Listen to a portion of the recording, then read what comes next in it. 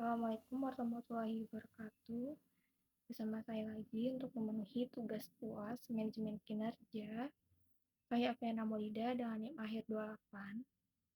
Kali ini saya akan membahas materi mengenai performance management and employee development. Nah, first thing first, di sini saya akan membahas mengenai personal development plans.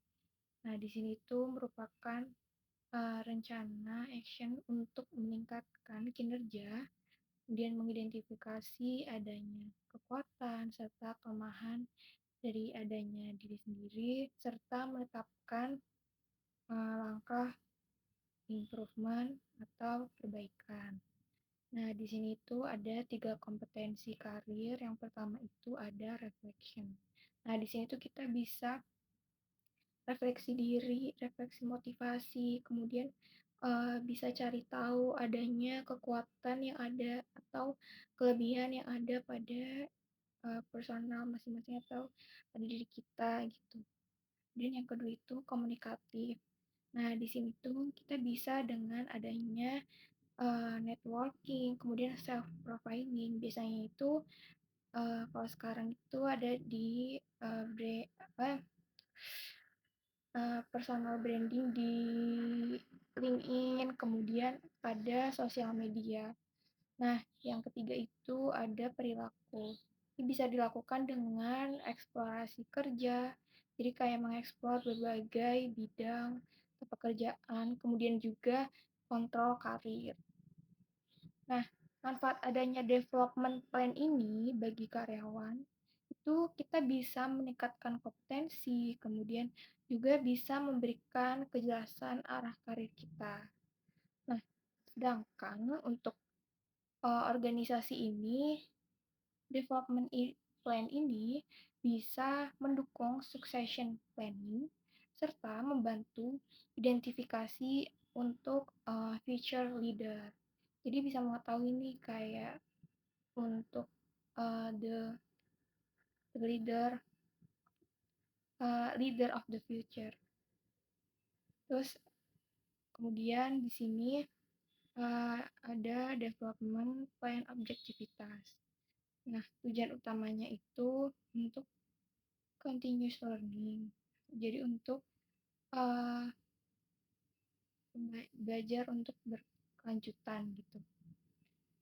Terus juga di sini performance improvement.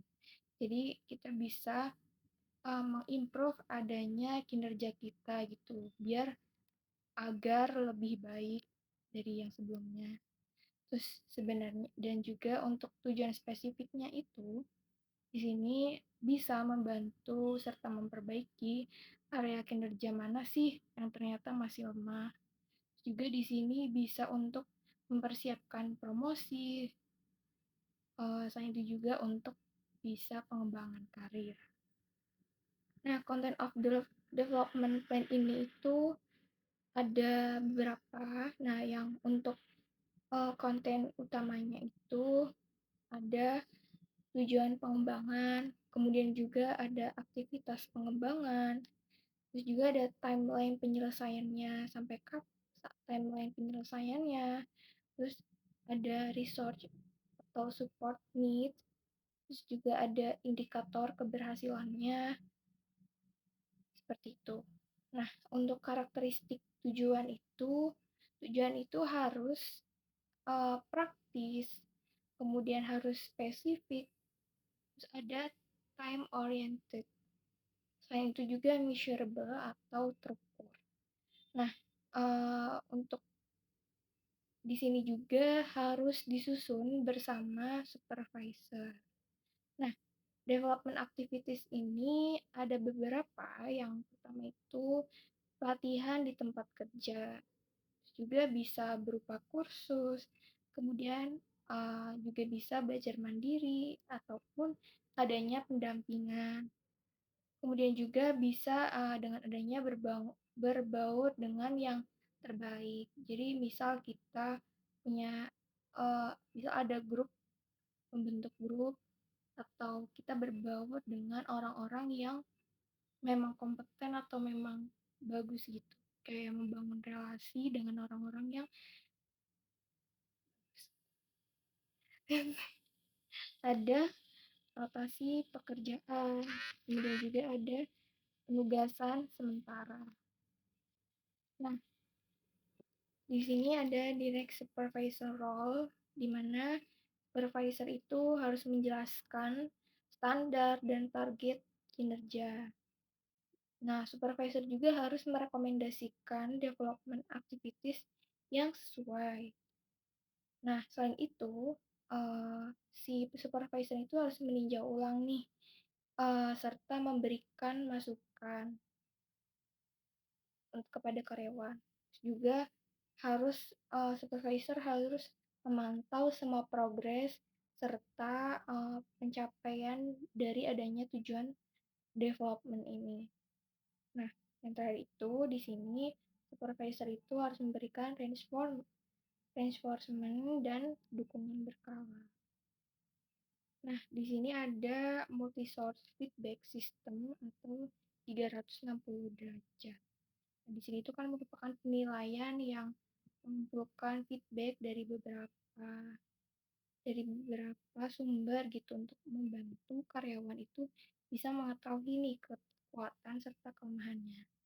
Nah, sumbernya itu dari mana aja sih? Nah, sumbernya itu ada dari supervisor, kemudian rekan kerjanya, terus atau dari bawahannya, kemudian juga bisa dari customer, serta ada dari diri sendiri atau self rating.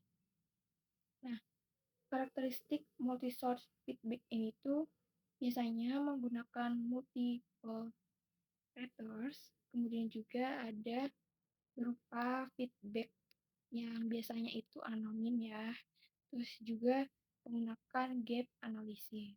Nah, manfaat dari adanya multi-source feedback ini tuh ya pertama ada mengurangi bias dari adanya penilaian, kemudian meningkatkan komitmen untuk memperbaiki diri atau adanya improvement. Terus juga di sini untuk membantu pengelolaan atau pengembangan karir. Baik, cukup sekian materi yang bisa saya sampaikan. Mohon maaf apabila ada kekeliruan atau kekurangan dari materi yang saya sampaikan. Semoga harapannya materi yang saya sampaikan ini bisa menjadi insight, kemudian juga bisa berdampak bagi saya maupun yang menonton. Terima kasih. Wassalamualaikum warahmatullahi wabarakatuh.